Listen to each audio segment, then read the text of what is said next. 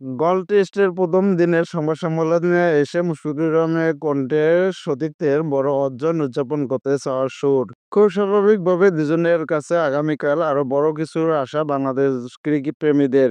নির্দিষ্ট করে বললে দুজনের কাছে ডাবল সেঞ্চুরির প্রত্যাশা বাংলাদেশের সমর্থকদের। আরও বড় কিছু করার আশা মুশফিকেরও। সঙ্গে নাজমুলের কাছে থেকে ডাবল সেঞ্চুরি চান বাংলাদেশের সবচেয়ে এই অভিজ্ঞ ব্যাটসম্যান। নাজমুলের সঙ্গে মুশফিকের অপরাজিত ২৪৭ রানের জুটিতে ৩ উইকেটে ২৯২ রানের সংগ্রহ করে বাংলাদেশ প্রথম দিন শেষে করেছে। নাজমুল হাসান শান্ত হলো ৩৬-১০০ এবং মুশফিকুর রহিম আছেন ১০৫ রানে অপরাজিত। কাল তারা বাংলাদেশের হয়ে দ্বিতীয় দিন শুরু করবেন। এক প্রশ্নের উত্তরে বলেন, "এটা ভালো লাগার বিষয় যে আমি যেখানে শেষ করেছি আবার সেখান থেকে শুরু করলাম। মানুষের প্রত্যাশা অনুযায়ী এই জায়গায় শুরু করতে পেরেছি। চেষ্টা থাকবে নিজের ইনিংসটা যত বড় করতে পারি।" পাশাপাশি নাজমুল হাসান শান্ত এখনো একটা ডাবল সেঞ্চুরিও নেই।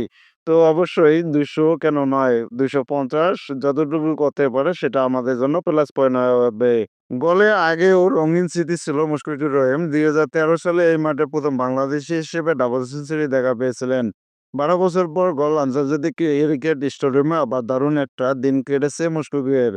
ক্রিকেটের অন্য প্রান্তে উইকেট এবং দেখছেন নাজমুলের ক্যারিয়ার ৬ষ্ঠ টেস্ট সেঞ্চুরি। অধিনায়ক হিসেবে যা দ্বিতীয়। নাজমুলের সেঞ্চুরির পর নিজের এমন উদযাপনের প্রসঙ্গে কথা বলতে গিয়ে মুশফিক বলেন, "এটা স্বাভাবিক। কেউ একটা বড় অর্জন করলে এটা সেলিব্রেট করতে হবে। অবশ্যই আমার উপরে আরও দায়িত্ব বেশি সিনিয়র খেলোয়াড় হিসাবে।" ম্যাচের পর সতীর্থকে প্রশংসা ভাসিয়ে মুশফিক বলেন, "শান্ত তো অনেক দিন ধরেই ভালো খেলছে। টেস্টের ওর রেকর্ড ভালো। অধিনায়ক হিসেবে ওর রেকর্ড ভালো এবং ব্যাটসম্যান হিসেবেও। আমার কাছে সবচেয়ে ভালো লেগেছে ওর ইনিংস নিয়ন্ত্রণ।"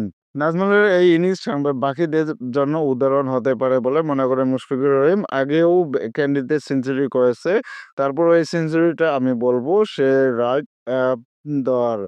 কারণ সে যেভাবে নিয়ন্ত্রণ করেছে, নিয়ন্ত্রণ করে খেলা খুবই গুরুত্বপূর্ণ। কোনো সুযোগ না দিয়ে খেলা। আমার কাছে মনে হয় আমাদের পরে যারা খেলবে টেস্ট বা পরে যারা ব্যাটসম্যান আছে তাদের জন্য এটা খুবই গুরুত্বপূর্ণ।